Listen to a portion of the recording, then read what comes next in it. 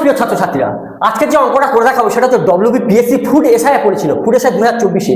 অঙ্কেতে বলেছে দুটি ধনাত্মক সংখ্যার বর্গের যোগফল 100 এবং তাদের বর্গের বিয়োগফল 28 মানে 28।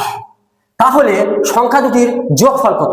আমি একটা সংখ্যা এ ধরি, একটা সংখ্যা বি ধরি, তাহলে এদের বর্গের যোগফল a square plus B square মানে 100 এবং বিয়োগফল তাদের বর্গের বিয়োগফল কত? 28।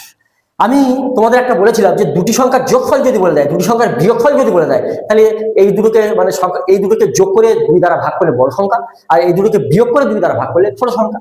তাহলে আমি a স্কয়ারের ভ্যালু কি পাবো? 100 প্লাস 28/2 মানে 64, আর বি স্কয়ারের ভ্যালু 100 মাইনাস 28/2 তার মানে 72/2 মানে 36। তাহলে এ স্কয়ার মানে 64, তাহলে এর ভ্যালু আর বি স্কয়ার 36, বির ভ্যালু 6।